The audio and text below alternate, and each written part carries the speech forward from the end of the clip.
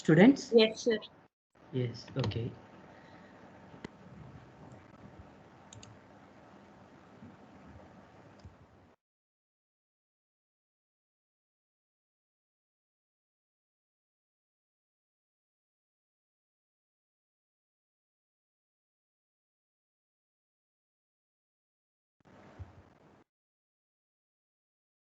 Okay. Yesterday we discussed about the de Broglie hypothesis in just introduction. Okay. So introduction of de Broglie hypothesis we discussed yesterday. So once again we will discuss about the de Broglie hypothesis. Okay. In 1924, Louis de Broglie extended the wave particle dualism of light to the material particles. That means yesterday we discussed about the uh, according to the Newton's theory or quantum theory. So what we can say that so wave have dual nature. That means light have dual nature. So that is wave nature as well as particle nature. Wave nature as well as particle nature. Okay. So based on that dual nature of the light, so de Broglie also that formula is applicable to material particles. Material particles. Okay. So what he mentioned means he resonated out that nature exhibits a great amount of symmetry. Therefore, if a light wave can act as a wave sometimes and as a particle at other times, then particles such as electrons should also act as wave at some times. Okay. So according to the so dual nature of the light, so de Broglie proposed that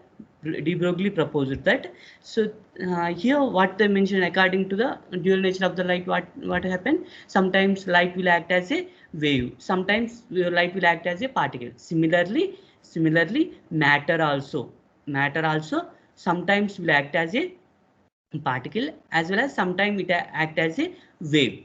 So this is the de Broglie hypothesis. So what is the difference between the thesis and hypothesis? Anyone knows that? Anyone knows the difference between the hypothesis and thesis? Yeah. So here hypothesis means just assumption. Okay. Just before doing the experiment we will assume that so that is the hypothesis. Okay. After completion of the experiment, so we will analyze the result and then we will write down, that is the thesis. Okay. So hypothesis means assumption before doing the experiment. That's why. So that means de Broglie assumed that so according to the quantum theory, so light have dual nature. Similarly matter waves also have dual nature. Okay, that is the de Broglie hypothesis. Okay, again we will discuss here. According to de Broglie hypothesis, any moving microscopic particle is associated with a wave. So here we have to observe that moving microscopic particle. Okay, so microscopic means very small particles. Those are not visible with our naked eye. Okay, like electrons, protons, neutrons, those all. Okay, so these are will consider as a microscopic particles. So while those microscopic particle is moving, microscopic particle is moving means so that particle is associated with a wave. The wave is associated with particle is known as de Broglie wave. The wave is associated with a particle is known as de Broglie wave or matter wave. Okay. So for this matter wave, so that means here particle is moving means there is a wave will be associated, there is a associated wave will be there. So if wave will be there means that should have wavelength. So the wavelength lambda of matter wave associated with the particle moving with a velocity v is inversely proportional to the magnitude of the momentum of the particle. Okay, so that means here lambda is the wavelength of the matter wave. Or de Broglie wave is inversely proportional to the momentum Momentum is nothing but mv. Okay, here there is a constant will be there, that is the Planck's constant. Therefore, so lambda is equal to de Broglie wavelength. Lambda is equal to h by p or h by mv. Okay, here m is the mass of the particle, v is the velocity of the particle. This is the de Broglie wavelength. This is the de Broglie wavelength. Now, see expression for the de Broglie wavelength. Expression for the de Broglie wavelength. So the expression of the wavelength associated with the material particle can be derived as follows. Okay, according to the Planck's theory of radiation, the energy of the photon is given by, so here energy of the photon E is equal to h nu, but we know that nu is equal to c by lambda. Nu is equal to c by lambda. So therefore, we can write energy of the photon equal to hc by lambda. Hc by lambda. Let us take, this is equation number 1. We know that here c is the velocity of the light and lambda is the wavelength. Wavelength associated with the de Broglie wave. De Broglie wave or matter wave. Okay. So we know that h is the Planck's constant here. Okay. Now, according to the Einstein mass energy relation, according to the Einstein mass energy relation, E is equal to mc square. E is equal to mc square. Okay, so that means here m is the mass of the electron, c is the light velocity. So what is the energy of the electron means E equal to mc square. Okay, but according to the what is that photon energy? Photon energy, what is that energy is equal to hc by lambda. So from equation 1 and 2, so we can say that mc square equal to hc by lambda. Here lambda is equal to, so from this equation we can calculate here, if you simplify it, lambda is equal to h by mc. H by mc. So this is the wavelength here. Okay, now that but we know that here momentum p is equal to mv. Momentum p is equal to mv. Okay, so but here in the above equation, so in the above equation, but lambda is equal to, we know that, so according to the de Broglie, according to the de Broglie, what is the lambda? Lambda is equal to h by mv. H by mv. Okay. Yes. So here we will take lambda is equal to h by mv. Okay. So that means, so we can take that equal to h by p. H by p. Okay. So we can equate these two equations. H by, okay. Now, so keep that this is equation, another equation. Okay, now coming to the, so kinetic energy of the particle. Kinetic energy of the particle. De Broglie wavelength in terms of energy we are calculating here. So if E be the kinetic energy of the particle, here E is the, we are taking kinetic energy of the particle. Kinetic energy of the particle E is equal to half mv square. Half mv square. And so here we know that, so here multiply with m above and below, multiply with m above and below, so then we will get, so here m square v square by 2m, here m square v square means p square, so p square by 2m, p square by 2m. Okay, now therefore here p square equal to 2me, p square equal to 2me, and p is equal to under root of 2me. So this is the, so what is that momentum? Momentum in terms of kinetic energy. Momentum in terms of kinetic energy. If you substitute the momentum in this equation, here lambda is equal to h by p. H by p. Okay. So if you substitute that p value in this equation, we will get here lambda is equal to h by under root of 2me. Under root of 2me. So this is the de Broglie wavelength in terms of kinetic energy. De Broglie wavelength in terms of kinetic energy. Okay. Now coming to the de Broglie wavelength in terms of potential. De Broglie wavelength in terms of potential here. Yeah. When a charge particle of mass m carrying a charge q is accelerated by a potential difference v. Okay, so we are taking here any charge particle, either electron or proton. So we will apply some potential. We will apply some potential. If you apply the potential, what happen here? So electron will be accelerated. If electron will be accelerated. Okay, so due to that, what happened? So potential, we are getting, electron is getting here kinetic energy. Electron is getting here kinetic energy. So that's why that kinetic energy is equal to the applied potential. So that means each electron contained charge will be E. So yes, total kinetic energy is equal to E into V. E into V. V is the applied potential here.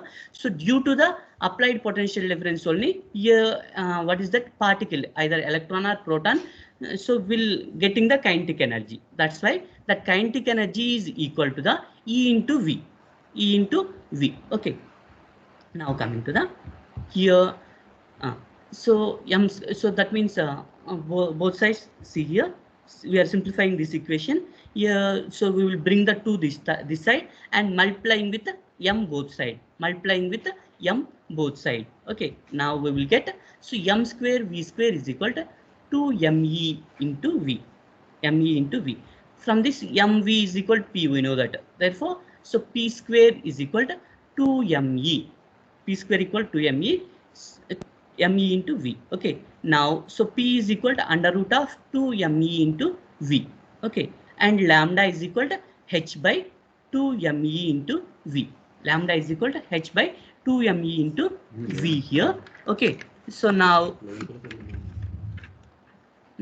so therefore once see here, so here h is the constant, m is the mass of the electron, here E is the charge of the electron, and 2, so 2 is so this also constant. So this value, if you calculate, h by under root of 2me, this value, total value is constant. If you calculate it, we can get 1226 angstroms.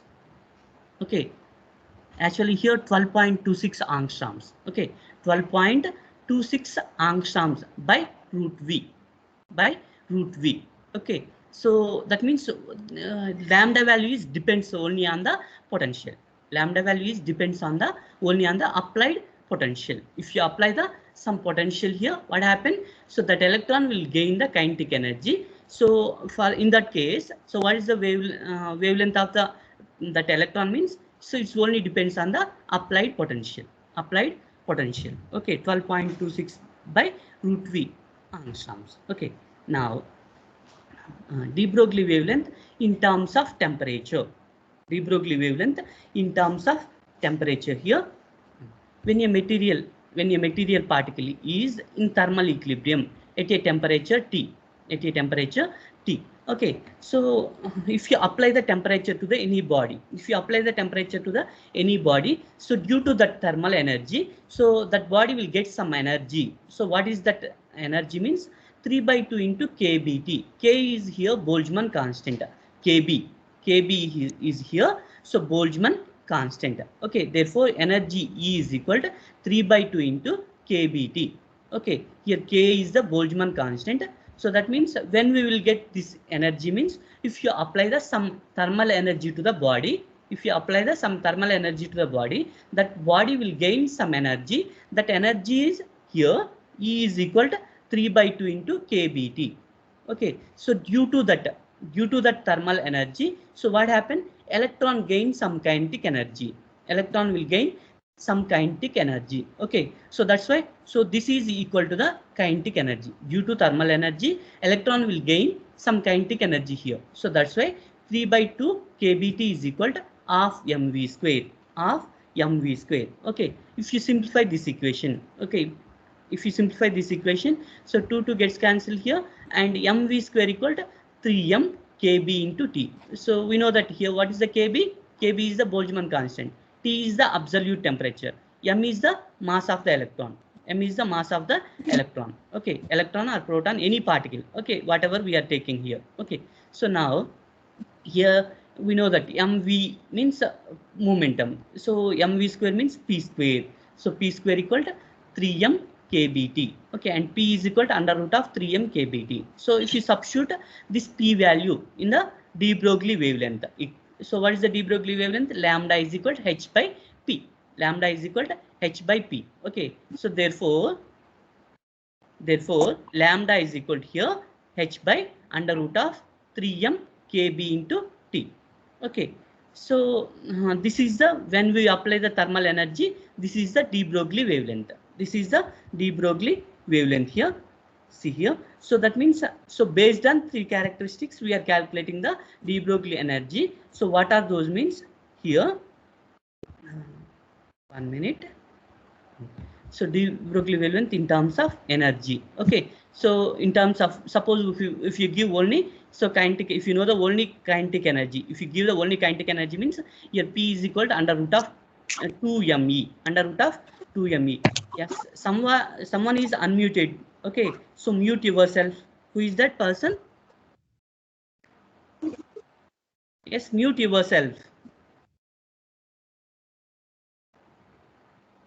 Okay, now, so here we are taking three terms. So,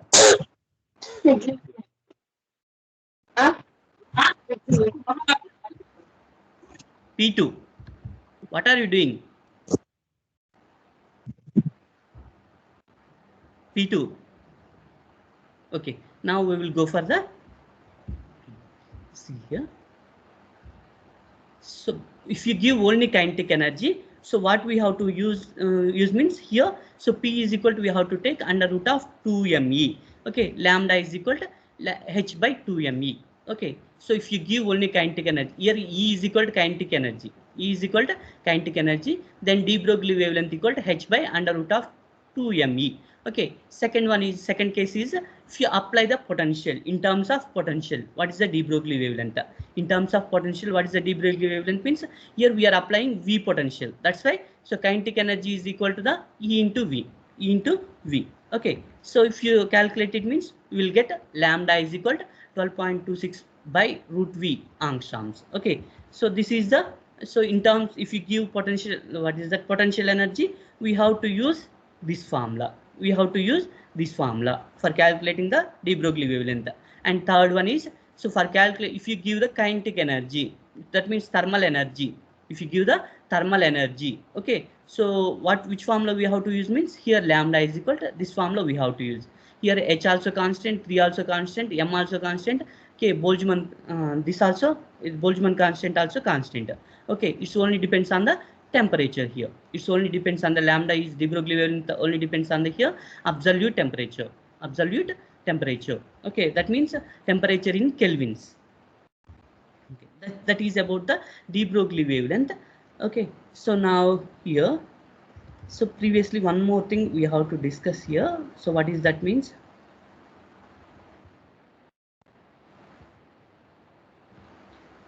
Yeah, okay.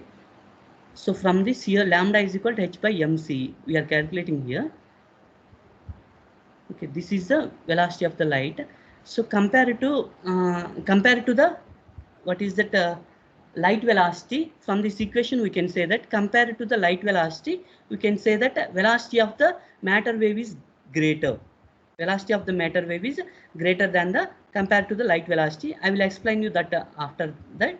Okay, so now we are going to the here characteristics of the matter waves. Here characteristics of the matter waves based on the above observations, based on the above formulas. So we are here, there are some characteristics of the matter waves will be there. Okay, so what are those characteristics means? When m is small, then corresponding de Broglie wavelength is high, and vice versa. That means, so if particle mass is small means, so what happened? So mass is inversely proportional to the particle mass is inversely proportional to the de Broglie wavelength. So that's why, so de Broglie wavelength is high. Okay, so that means it vice versa. Vice versa means opposite. If m is large means, so m is more large. So that means de Broglie wavelength is small. Okay, so that is the vice versa. Now next one, when the velocity is low, then the de Broglie wavelength is high. Okay, so that means your velocity is inversely proportional to the de Broglie wavelength. So that's why we are taking here, so lambda inversely proportional to V. So if you will take velocity is low means, so de Broglie wavelength is high. So and vice versa. Okay, now next one, these waves are not electromagnetic waves. So light waves are electromagnetic waves. Okay, but EM waves, these matter waves are not a electromagnetic waves. Okay, now matter waves are generated by the motion of the particles. Matter waves are generated by the motion of the particles. If the particle are at rest, then there is no meaning of matter waves. Okay, so if either electron or proton are moving, then only matter wave will be produces. Matter wave will be produces. If either electron or proton will be at rest, so there is no matter of the there is no meaning of the what is that wave, matter wave. Okay, so now so if v equals 0 means lambda is equal to infinite. Lambda is equal to infinite. That means we cannot define the wavelength also if there is no velocity means. Okay, now so the wavelength of the matter wave are independent of changes on the particles, but depend on the velocity of the particles. Okay, so that means that matter wave is does not depends on the whatever the particle we are choosing. That means either electron or proton. So whatever it will be. Okay, so it only depends on the that velocity. It only depends on the that velocity. That velocity is depends on which parameters? Either applied potential or applied temperature or any other energy. Okay, now coming to the see here. Yeah, the velocity of matter wave is greater than the velocity of light. The velocity of the matter wave is greater than the velocity of light. This can be proved as follows. Okay, so already so light velocity is actually we consider that light velocity is highest velocity, so no, nothing will move more than light velocity. But so if you observe here, so the velocity of matter wave is greater than the light velocity. Okay, so according to Planck's equation, E is equal to h nu, we know that. But according to Einstein, E is equal to mc square. If you equate it, h nu equal to mc square. Okay, so here nu, so frequency nu is equal to mc square by h. Frequency nu is equal to mc square by h. So this is the frequency here. So keep that equation. Okay, and now the wave velocity. So the velocity relation between the velocity and frequency. What is the relation between the velocity and frequency means? So v is equal to nu lambda. Nu lambda. So that is the relation between the frequency and wavelength. Here, so what is the wave velocity? Omega we are taking. So wave velocity we are taking here, consider. So wave velocity is omega. Okay, because so v is the velocity of the particle we are taking. V is the velocity of the particle. So velocity of the particle is different, and so that if particle is moving with a v velocity and it associated with a wave, so that wave velocity is different. So that means particle velocity is different here, wave velocity is different. If particle is moving with a velocity v, so that associated wave have velocity here omega. Okay, so here omega or w, so whatever it will be. So here omega is equal to nu into lambda. So here this is the velocity of the wave. This term is velocity of the wave. So this is nu is the frequency of the wave. Here lambda is the wavelength of the wave. So that nu lambda. So velocity is equal to nu lambda. Already we know that nu is equal to mc square by h. Okay, here lambda is the de Broglie wavelength. So we know that de Broglie wavelength. So de Broglie wavelength is equal to h by m into v. H by p means h by mv we can write. Okay, so if here hs gets cancelled and gets cancelled, so what is the remaining means wave velocity omega is equal to c square by v. Wave velocity omega equal to c square by v. So here v is the velocity of the particle. So velocity of the particle is does not greater than the velocity of the light. So velocity of the particle is that means it's not greater than the velocity of the light. Okay, so that's why. So here observe here. So wave velocity. This value is small compared to the c. So that's why. So w is greater compared to the c now. Okay, because so denominator is small compared to the numerator. So that's why here so omega is greater than the, so otherwise w is greater than the c.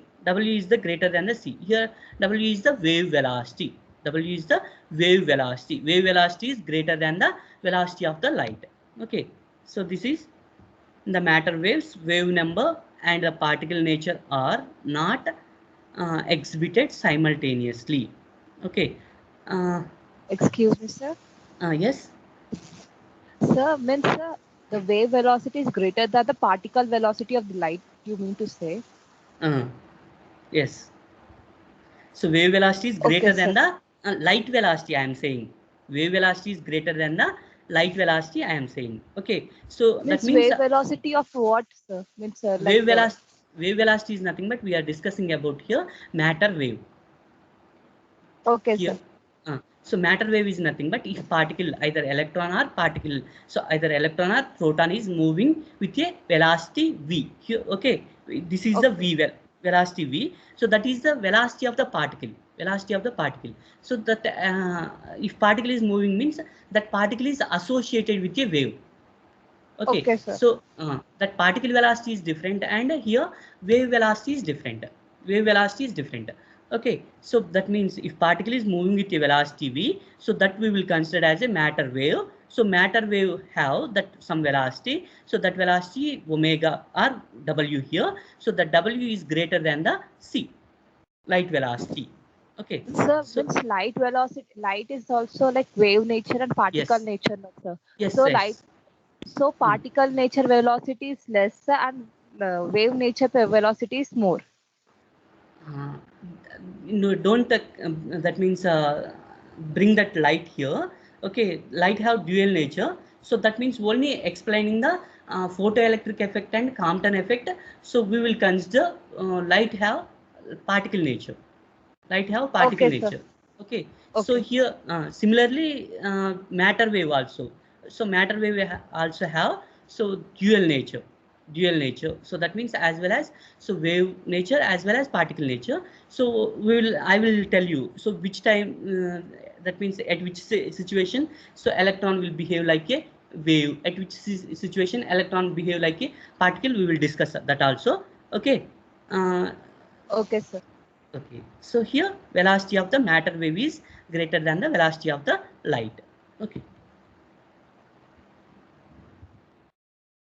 now so once again we will discuss the so what is the difference between the wave and particle. So wave particle duality, wave particle duality here. So already we discussed yesterday. So what is a wave? Okay, so a wave is a spread out of over a over relatively large region of the space and it cannot be said to be located just here and there, just here and there. So that means if wave is passing, if wave is passing means so we cannot say that that is the that is the position. So we cannot say that what is the position of the wave, we cannot say that what is the position of the wave. So that wave is locating particular position. Okay, so that means if it will be spread large region, it will spread large region. That's why we cannot say that so that wave contain so one particular position, that wave will be located here or there. So we cannot say like that, we cannot say like that because it's spread over a large region. Okay, that is the behavior of the wave. Okay, actually a wave is nothing but so rather a spread out of disturbance, rather a spread out of disturbance. How wave pass through the medium means so it vibrates the surrounding particles, surrounding particles. So that's why wave moving from one place to other place, another place. That means it's spread out of disturbance. That means it's what happened, it's vibrating the surrounding particle. One wave is moving means so that wave is vibrating the surrounding particle. So that's why so it spread out the disturbance. Okay, now so wave is specified by its frequency and wavelength, phase or velocity and amplitude intensity. So these parameters, by using these parameters we can specify the wave, we can specify the wave. Similarly particle, so particle is nothing but matter has, so particle has matter, it is located at a some definite position, it located at some definite position. It can move from one place to another place, one place to another place. It gives energy when slowed down or stopped, it gives energy when slowed down or stopped. Okay, so this is about the particle, this is about the particle. So particle has a mass, it's located at some definite point. Okay, it can move from one place to another place and it gives energy when slowed down or stopped. Okay, so this is about the particle. Yeah, the particle is specified by its mass, velocity, momentum, and energy. How we can specify the particle means, so based on the velocity of the particle and mass of the particle and momentum of the particle and energy of the particle. So this is about the wave and particle here. Okay. So here there is some definition, the difference is given here. So particle, so no medium is required. That means here waves. If you want to travel a wave means, so need a medium, need a medium. So and it's quantized. Particle is quantized, so it continues. Okay, so this is localized. It's spread out, not localized. It's spread out. Okay, so here no diffraction will take place in case of particle. Here diffraction will take place in case of wave, and no interference in case of particle. Here if wave will be, that means interference will be takes place. Interference will be takes place. Okay. So for explaining the particle nature of the light, so light, particle nature of the light. So what we are doing means, so by using photoelectric effect as well as Compton effect. Okay, so by using photoelectric effect and Compton effect, we can set that so light have particle nature. Okay, so suppose if you have light have only wave nature means there is no collision between the electron and light. Because of the collision only scattering will occur. So that's why if light have particle nature, then only collision occur between the electron and light. So that's why, so we can say that, so based on the photoelectric effect as well as Compton effect, so we can say that so light have so particle nature. Now coming to the division and Germer experiment. Based on the division Germer experiment, so we can say that so here diffraction will be takes place. Diffraction will be takes place in case of matter waves. So by using matter waves here, by using electrons are nothing but if electrons are moving with a particular velocity, we can call it as, so that is the matter wave. So by using division and experiment, we can say that here what is that, matter waves having particles having wave nature, by using division and Germer experiment. Okay, so by using division and Germer experiment, particles show the wave nature. So we can explain the behavior of the wave nature of the electron by using the division and Germer experiment. Okay, now we will discuss about the division and Germer experiment. Okay, 1 minute.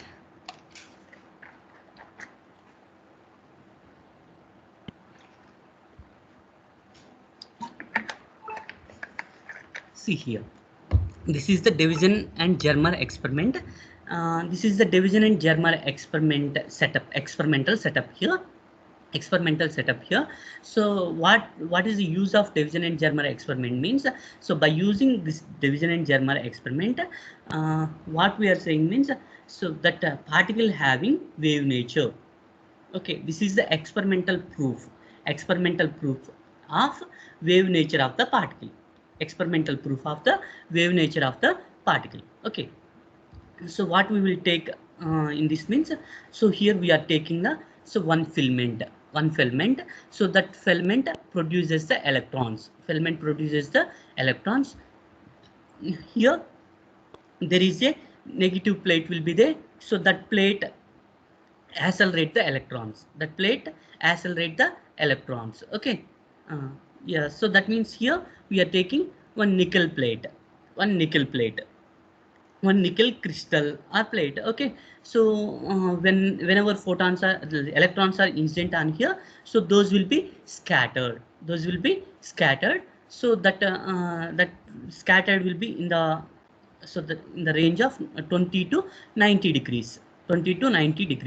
Okay, so we will detect by using here, there will be a collector will be there. So by using this collector, we can detect the scattered electrons. So here that means that detect collector is connected to the one galvanometer. So what is the use of galvanometer means? It measures the current passing through the circuit. It measures the current passing through the circuit. Okay, so whenever electron strikes this collector, what happen? So current is passing through the galvanometer. So I will explain you step by step here. Okay, so first, so Davison and Germer experimentally verified the existence of the matter waves. The experimental arrangement is shown in the figure. Okay, so that the Davison and Germer were experimented the scattering of electron from the nickel target. Scattering of the electron, so nickel target, by using nickel target, so they scattered the electrons. The scattered electrons are diffracted like X-rays. So diffraction will be takes place like a X-rays. So the operators consist here. So what are the operators we are using means? The operator consists of an electron gun. So this total setup we will call it as electron gun. So this total setup we will call it as electron gun. Okay, it consists of, that electron gun consists of filament F. So generally we will use here tungsten filament. What is the use of filament means? So that filament produces the electrons. Okay, if filament F is heated to the high temperature by sending current through it. Okay, this filament is heated while passing the current. So if you pass the current through the filament means what happen? This filament will be heated. Then it emits the electrons. Electrons are emitted from the filament F. So electrons are emitted from this filament. Okay. Now these electrons are accelerated by applying the potential difference V. The electrons are made into narrow beam with the help of two slits here. Okay, so that means here there are slits will be there inside. So that means there is a potential difference between this plate and filament. So due to that potential difference, what happened? Electrons will be accelerated. And there is some slit will be there. So because of that slit, what happened? So here filament emits the electrons, very large number of electrons here. So but we need only some electrons. Okay, that also high speed electrons are we needed here. So that's why by using slit here, so only narrow beam of the electrons will that means we'll get only narrow beam of the electrons by using the slit. Here we can get the only narrow beam of the electrons. Okay, the energetic electron beam is scattered and enter into the Faraday cylinder. Okay, see here. So this beam of electrons first strike the nickel plate. So whatever the strike the electrons by the nickel plate, what happened? Those electrons scattered. Okay, and those scattered electrons are collected by the so these Faraday cylinder. Here. Okay, so this Faraday cylinder generally we will call it as collector. Okay, this Faraday cylinder generally we will call it as collector. Okay, so this is rotatable. 20 degrees to 90 degrees. It is rotatable. Yeah. Next step. The electron beam enter into the Faraday cylinder. The Faraday cylinder is double-walled cylinder. Already we've seen that. So this is double-walled cylinder and it is maintained at a negative potential to avoid the secondary electrons emitted from the target enter into the cylinder. Okay, see here once again. So that means whenever, so these electrons having very high energetic electrons. These electrons, whatever the generated electrons, so electrons generated by the electron gun. So this is the electron gun. So it generates the electrons. So those electrons are high energetic. So that means when these electrons are strikes the nickel plate, what happened? Here what nickel plate contains so many that means outer cell so many electrons will be there.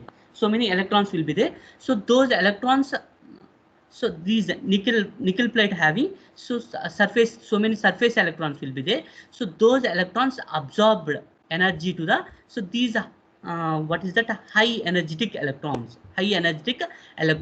so may chance to emit the electrons. So nickel plate may chance to emit the electron.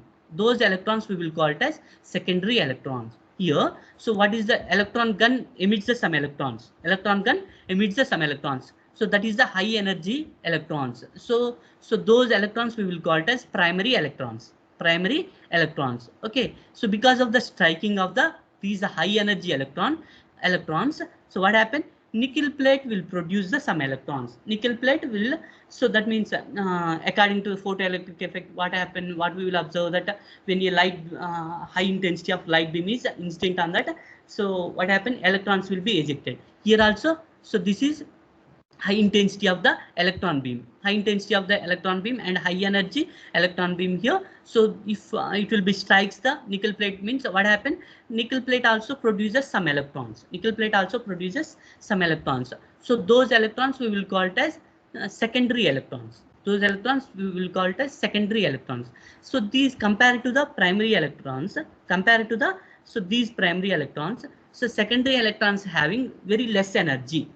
Okay, so what are the primary electrons here? So whatever the electron gun emits the electrons, that those are the primary electrons. So those have scattered. So that scattered also have very high energy. Scattered electrons also have very high energy. So and here because of these, what is that, striking of the high intensity beam, what happened? Some nickel plate also emits the some electrons. Those are called as the secondary electrons. Those secondary electrons having very less energy, very less energy. Okay, so how to avoid that secondary electrons means, so this Faraday cylinder have, there are a so here two parts will be there in that Faraday cylinder, two parts will be there. Outside there is a one shield will be there, inside another one, what is that, collector will be there. So what is the use of outside shield means, so it's having negative potential, so negative potential means if your energy some electrons having here less energy, and we said that at now secondary electrons having less energy. So due to that negative potential, what happened? So those less energy electrons are stopped here only. So those less energy electrons are stopped here only. So those less energy electrons doesn't reaches to the, so these inside collector, Okay, so only high energy electrons are overcome these negative potential, and those will be enter into the so these collector. So that's why, so due to the current is passing here, that current is passing due to only these scattered electrons, that current is passing due to only scattered electrons here. Okay, so how to stop the secondary electrons means, so Faraday cylinder have, so two parts, outer part have, so there is a negative potential. So due to that negative potential, so what happened, so less energy electrons are stopped. So what are the less energy electrons means, secondary electrons are the less energy electrons. Those are stopped in the first layer only, first layer of the cylinder only. Okay, so and so only high energy electrons so overcome these negative potential and reaches to the collector. Okay, so due to that electrons, current is passing through the circuit. Okay, so here by using galvanometer we can measure the current. Okay, understood what is the secondary electrons here. Okay, so that now going to the, so the fast moving electrons coming from the electron gun may enter inside the cylinder. Only fast moving electrons from the what is that, electron gun. So those only enter into the cylinder.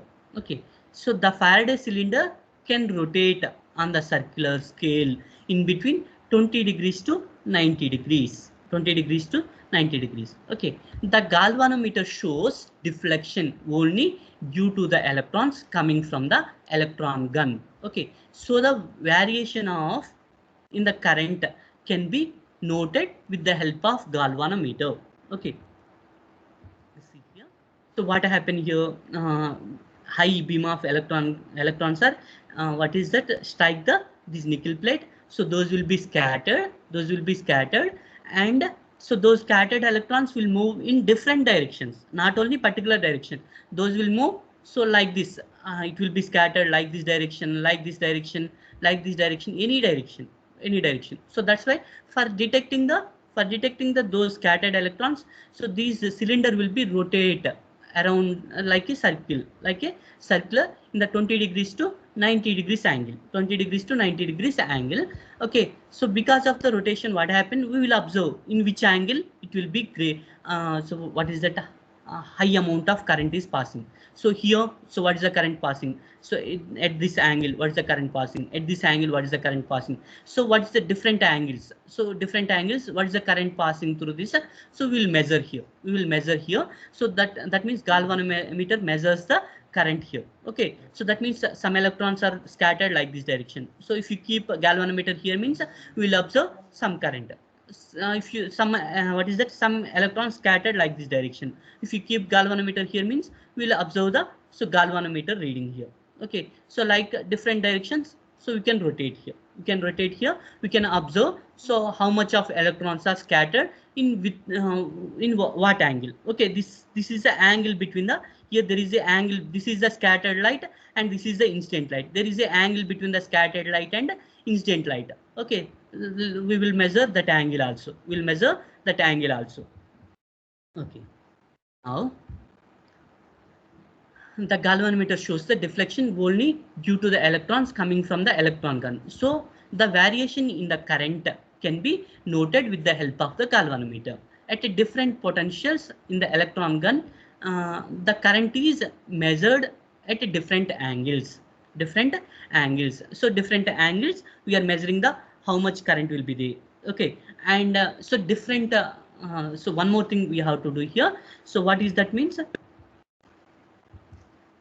So there is a potential difference between filament and this plate. Okay, so if we change the potential difference, suppose 50 volts, 40 volts, 30 volts, like that. Okay, if you change the, so at 50 volts, suppose if you are taking here 50 volts. Okay, at 50 volts, so we can measure, so what is the current, what is the current at all angles, what is the current at all angles. Okay, so at 40 volts, so what is the current passing through the, so at all angles.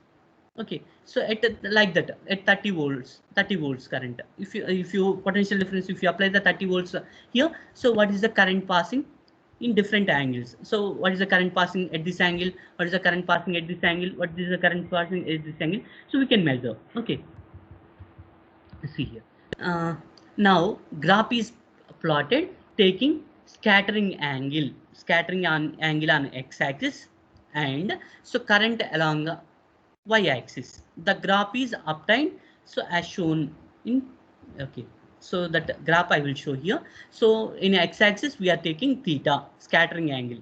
In x-axis we are taking scattering angle. So y-axis we are taking here current here. Okay, so at a different what is that, potentials, a different potential.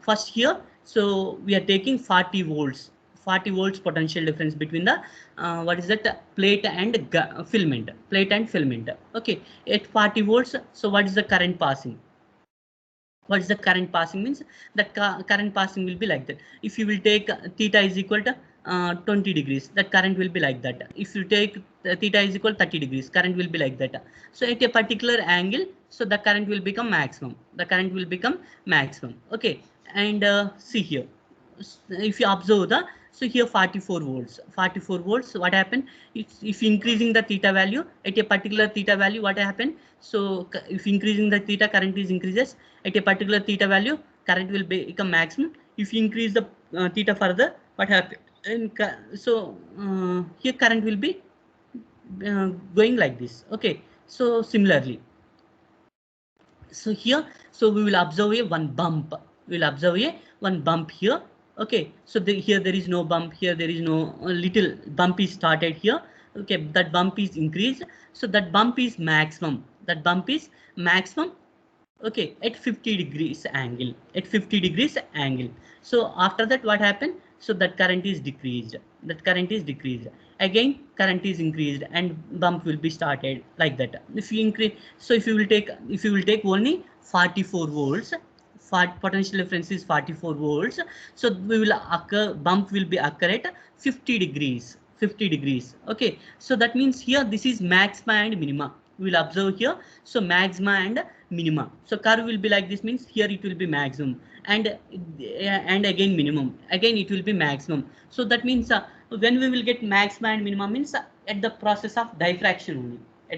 That means at the process of diffraction only we'll get the maxima and minima. If you will take what is that light. So if light wave in the diffraction phenomena of light, at particular position we will get the maximum, at a particular position we will get minimum, like that. Similarly here also if you draw the graph means at a particular angle we are getting maximum. Again what is that current is minimum. Current is minimum is nothing but here current is nothing but electrons, number of electrons. Okay, so current is more means number of electrons are more at a particular angle 50 degrees, and particular potential 54 volts, but 54 volts. Okay, if you increase the voltage further means this bump will be disappear. That means at a particular voltage and at a particular angle theta. So what happened? So here diffraction will occur. Okay, now we will calculate here. Okay, by using formula. So this is the de Broglie wavelength. So previously we proved that. So that is 12.26 by root V. When we apply the potential difference, so what is the de Broglie wavelength? So if you simplify it, 12.26 by root V. Okay, so here V is the, what is that? Applied potential. So applied potential means due to that applied potential, this what is the electron will get some velocity. Okay, so those are getting some velocity means what happened? Those will behave like a wave. So wave means that should have wavelength. So what is the wavelength means? If you substitute V value here, 54 volts. Okay, we can simplify it. Lambda value equal 1.67 angstroms. So this is the, so due to the potential according to the de Broglie formula. So what is the wavelength here? 1.67 angstroms. Okay. So this is the de Broglie, according to de Broglie wavelength. So that electrons have 1.67 angstroms. Okay, this is the, what is the theoretical wavelength. Because by using what is that de Broglie wavelength formula, we are calculated wavelength here. Okay, that is the theoretical wavelength here. So from theoretically we are calculated here wavelength. So that wavelength is equal to 1.67 angstroms. Now experimentally we will calculate. So we will did the division in German experiment here. So from experimentally, so what is the wavelength we have to calculate? Okay, so according to the Brogg's law. So in case of Brogg's law, so that means X-rays, by using X-rays, Brogg's proposed one law. So that is the diffraction law. Okay, that equal to 2d sin theta is equal to n lambda. 2d sin theta is equal to n lambda. Okay, here so here theta is different. Okay, here theta is different. So I will explain you what is the theta. So 2d sin theta is equal to n lambda here. So here d is the, yes, here d is equal to 0.91 angstroms. D is equal to 0.91 angstroms. Okay, so what is the D means? Nickel is the crystal. So nickel plate having, see here, 1 minute here.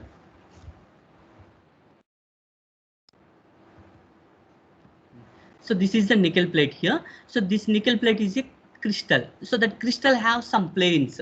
Okay, so some planes. So distance between the two planes. Is called as, here we are taking D. That is the yeah. So this is the, so nickel crystal. So nickel crystal atoms are arranged like that. This is the one plane. This is the second plane. This is the third plane. So distance between the two planes. Here. So that is the D. Okay. So by using X-ray diffraction, so D, what is that? They calculated that value, D value is equal to, so 0.91 angstroms. So by using Brogg's law, the X-ray diffraction phenomena, so they already calculated, so D value, So that is the placing between the two planes of the nickel crystal. That value is already calculated value, that is 0.91 angstroms. Okay, now theta. So what is the theta here? So what is the theta means here?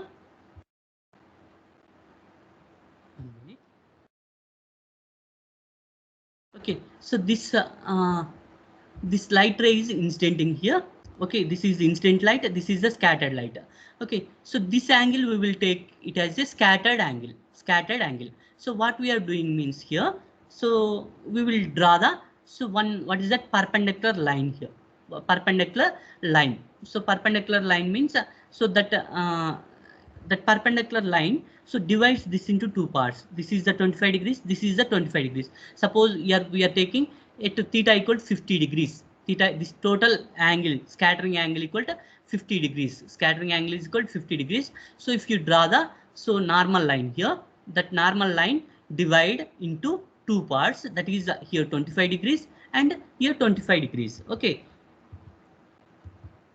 I'll explain you how it will be.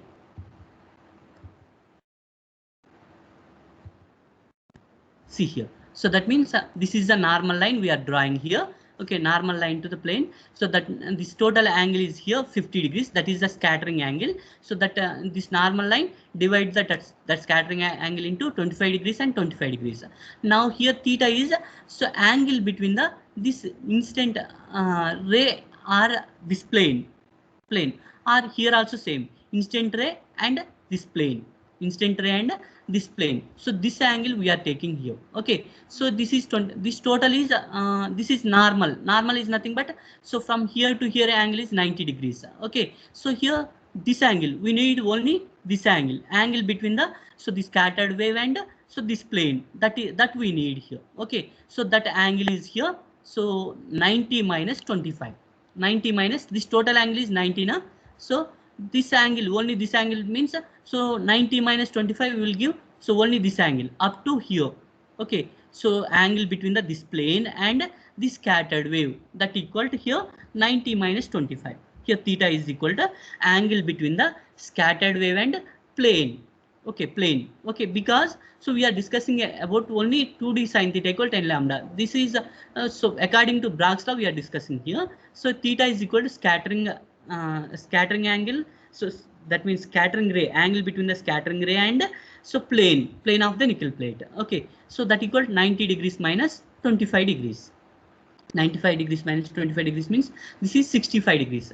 Here from this formula, here we are taking first plane. That is why we are taking n equal to 1. If you will take second plane, n equal to 2. If you will take third plane, so n equal to 3. Only we are taking here first plane. That's why we have to take here small n equal to 1. Okay, now lambda is equal to 2d sin theta. Lambda is equal to 2d sin theta. So here 2. So D means 0.91 angstroms. Angstrom means 10 to the power of minus 10.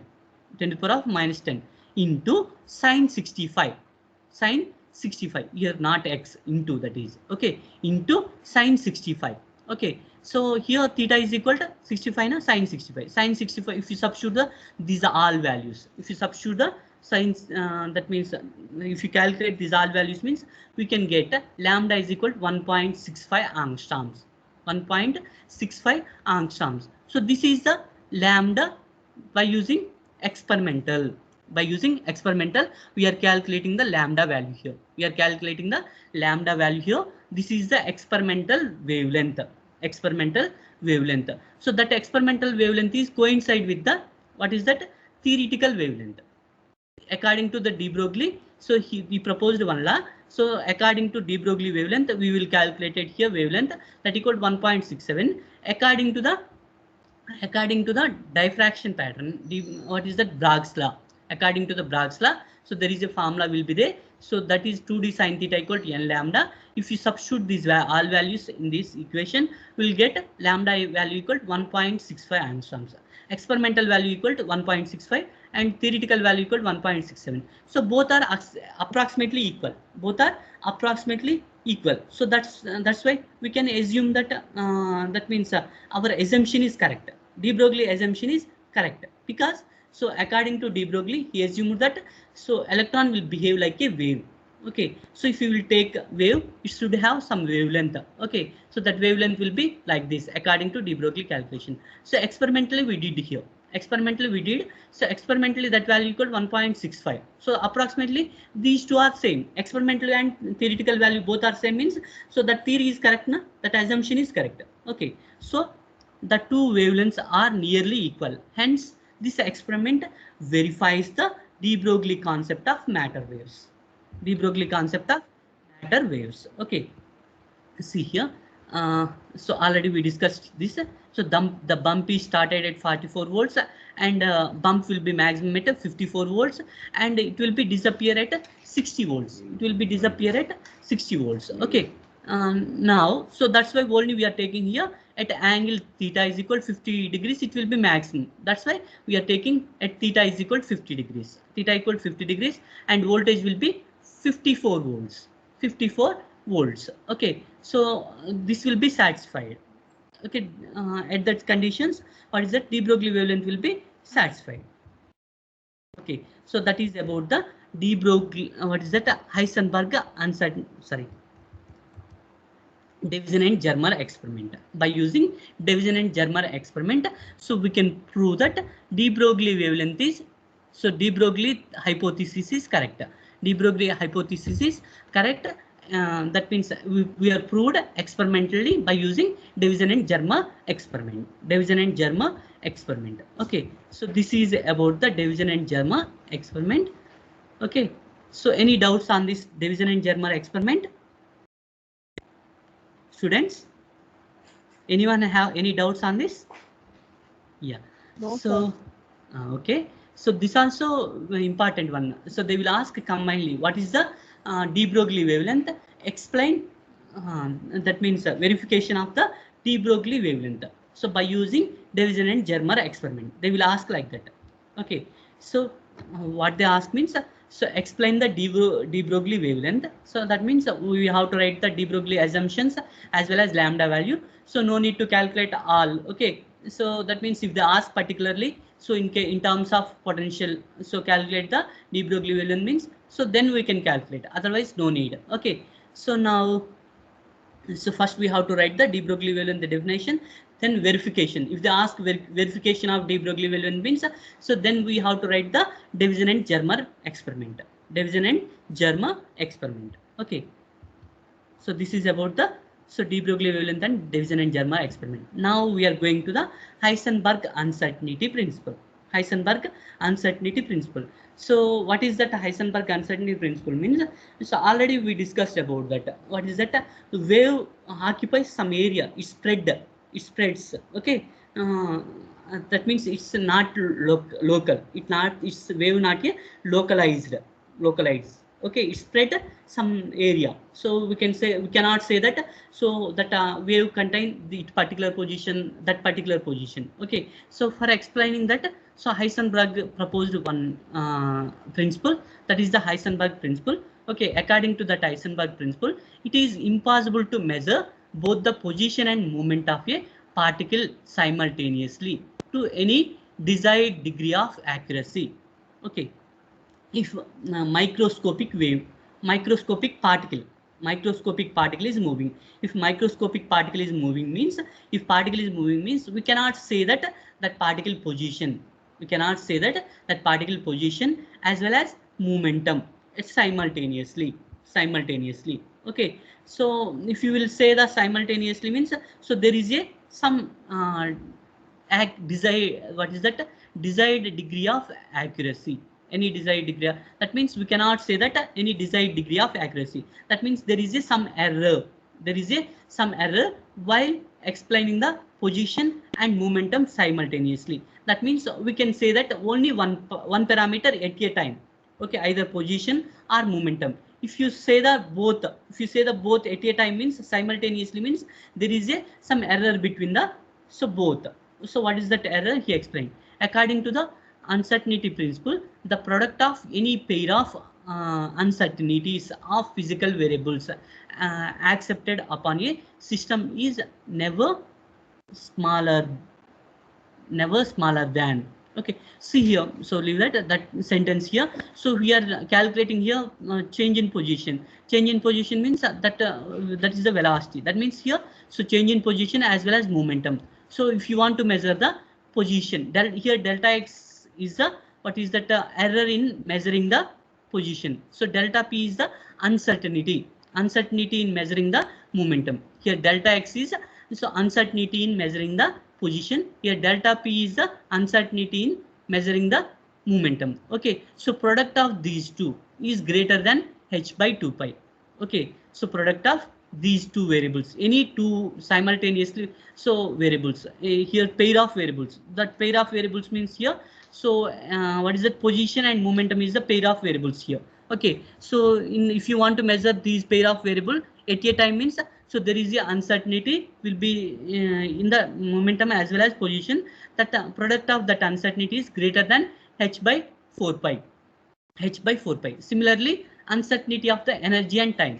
Energy of the time. Here, time and energy is the, so what is the pair of variables. So if you want to measure the at a time energy as well as so time. Okay, there is a uncertainty in time as well as there is a uncertainty in energy. So it should be greater than h by 4 pi. Okay.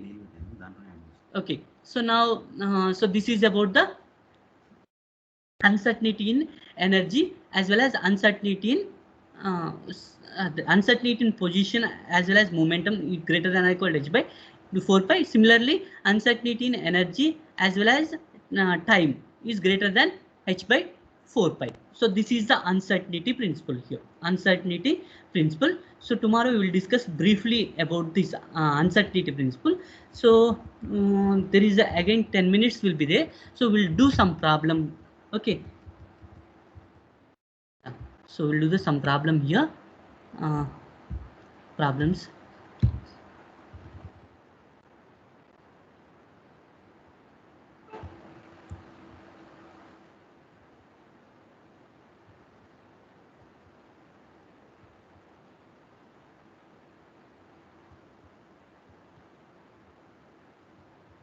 See here.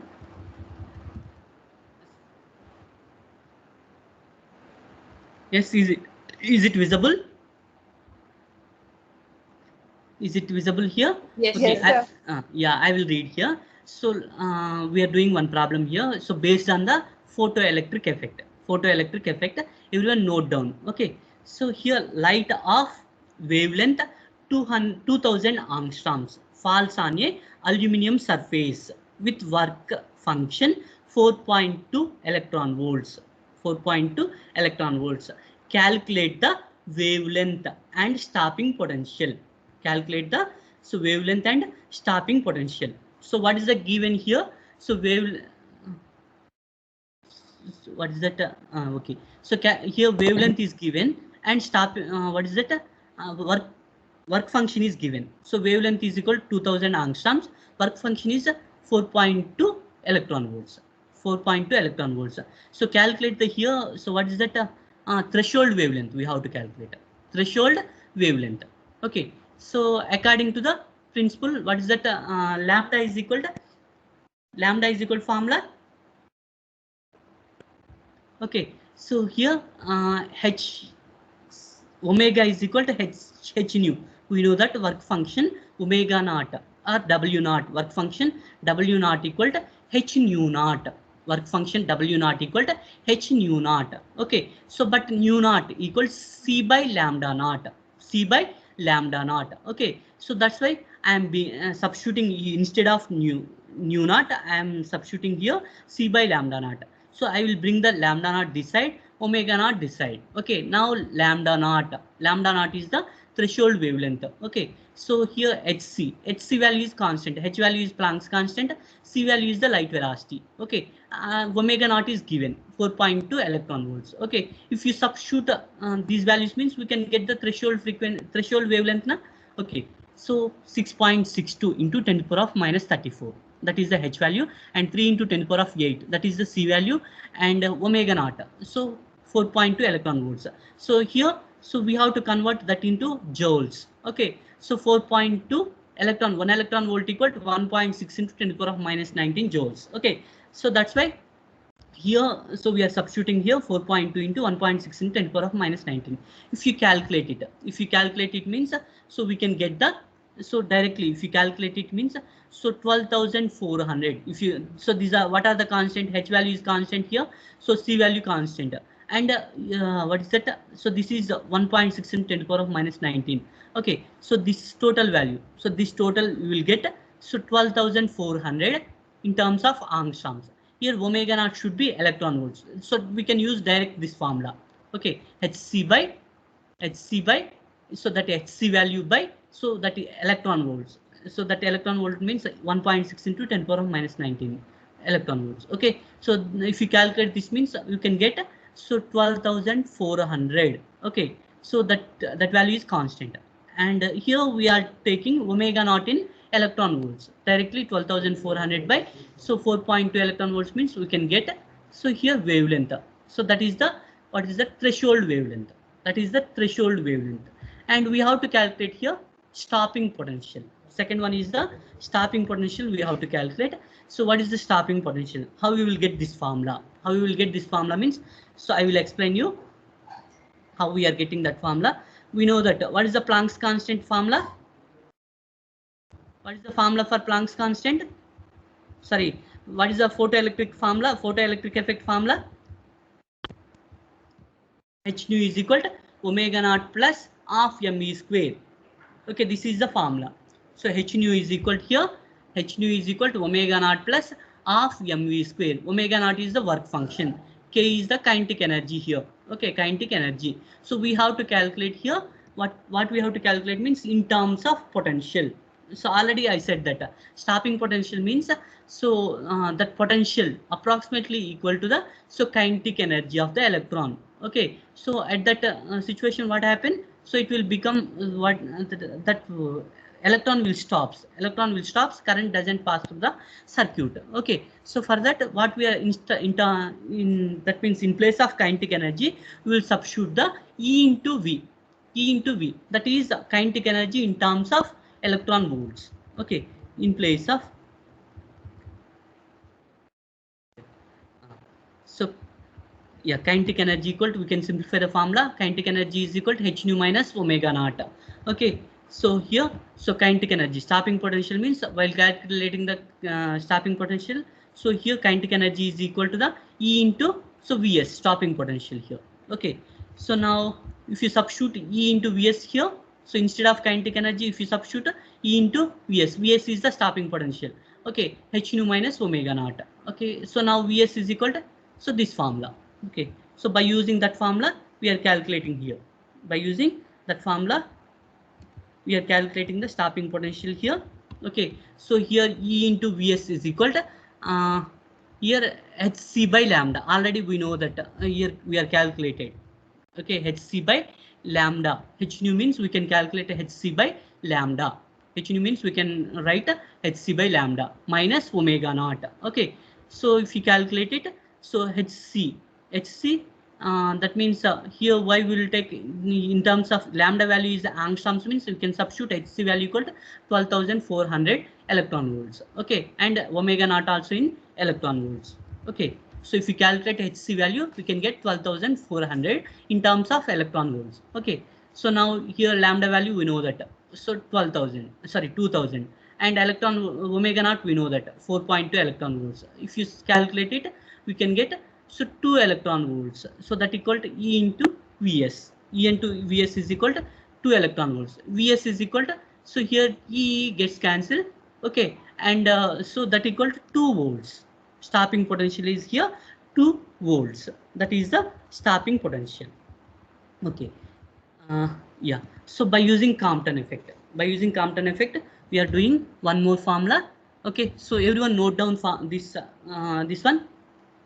X-ray photon of wavelength, X-ray photon of wavelength 0.3 angstroms is scattered through an angle 60 degrees.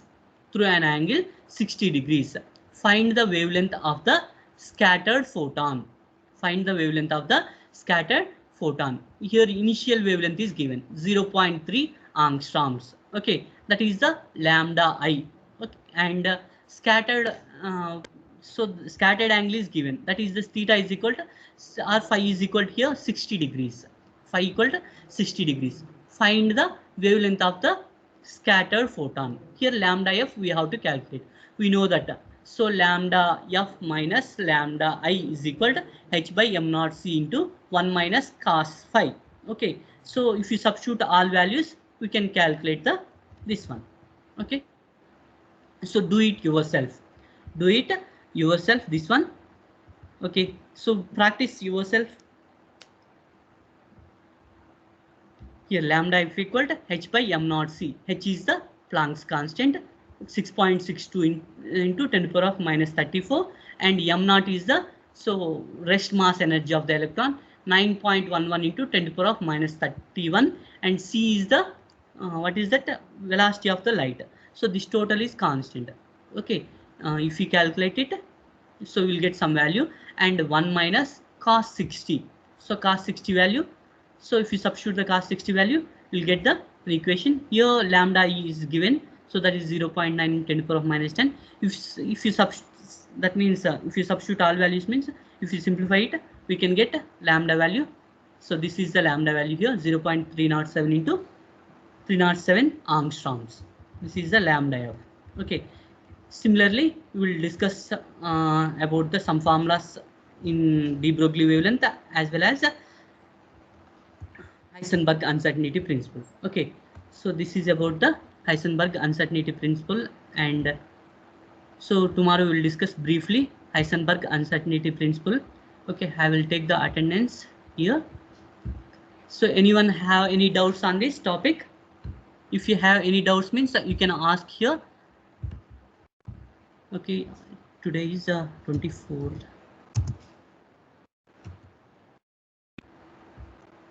Anyone have any doubts? If you have any doubts, you can ask, otherwise you can leave.